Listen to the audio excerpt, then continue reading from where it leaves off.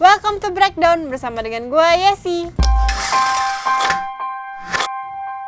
Dan sekarang gue ingin ngebahas film yang baru keluar, yaitu Godzilla vs Kong. Konten bercerita tentang Kong yang melakukan perjalanan berbahaya untuk menemukan rumahnya yang sebenarnya.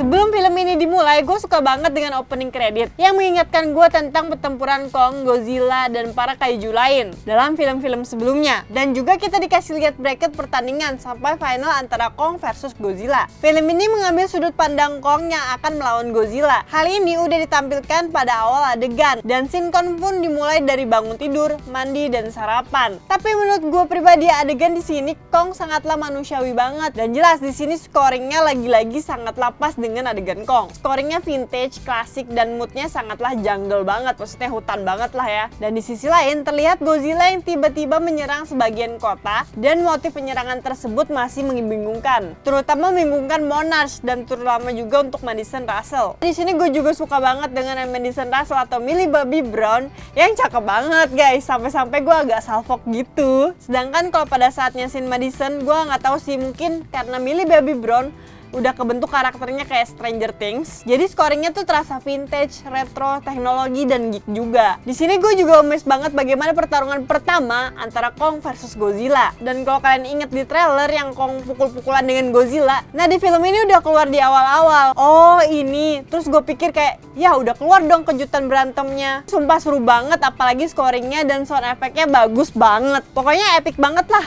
Ternyata ada lagi guys di pertandingan kedua mereka.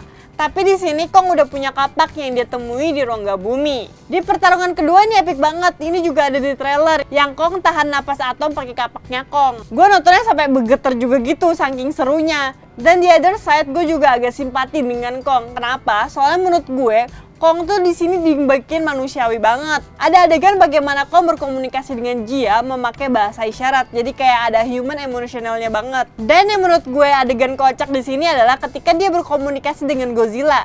Di ronde kedua yang Kong sudah jatuh. Terus Godzilla cuma teriak-teriakan doang, kayak mereka tuh bilang bukan gue ini Jir, bukan gue Ege. Kayak semacam telekomunikasi tapi telepati gitu antara monster sama monster. Terus begitu Godzilla yang pergi, ada Mechagodzilla. Assalamualaikum. Dan yang paling gua nggak expect adalah kemunculan Mechagodzilla dan aliansi antara Godzilla dan Kong. Dan ternyata istilah one will fall di sini bukan salah satu dari Godzilla maupun Kong, tapi yang fall di sini kayaknya Mechagodzilla. Dan di sini seru banget ketika mereka aliansi mengalahkan Mechagodzilla. Gua kayak nonton Ultraman tapi versi Monsterverse. Oke, untuk pengembangan karakter di sini gue merasa ada yang kurang, kayak si bapaknya Madison yaitu Mark Russell, Eileen Andrews, dan Ren Serizawa. Dan yang gue paling kecewa sih perannya Madison. Gue merasa dia di sini nggak ngapa-ngapain. Padahal gue expect-nya dia bakal komunikasi dengan menggunakan alat Monarch sama di film Godzilla sebelumnya. Ternyata enggak men. Dan di sini juga peran Monarch nggak terlalu dilihatkan seperti apa.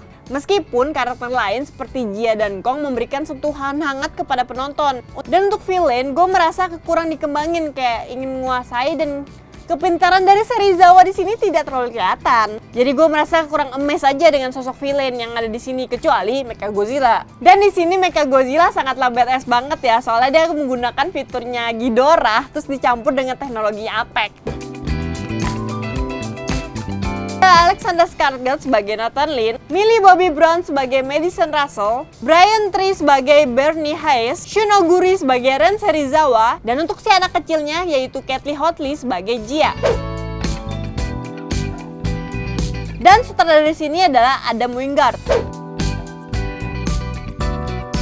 Film ini gue rate 8/10. Itu gak cuma dijadikan boneka atau figuran doang. Mungkin kalau dikembangin bakal banyak fansnya, apalagi Millie Bobby Brown. Hehe. Oke, cukup sekian breakdown kali ini. Kalau misalnya kalian punya pendapat soal review gue, silahkan share di kolom komen. Dan jangan lupa untuk share video ini ke teman-teman kalian yang emang suka review film. Oke, kita breakdown film selanjutnya bersama dengan gue sih. Bye-bye.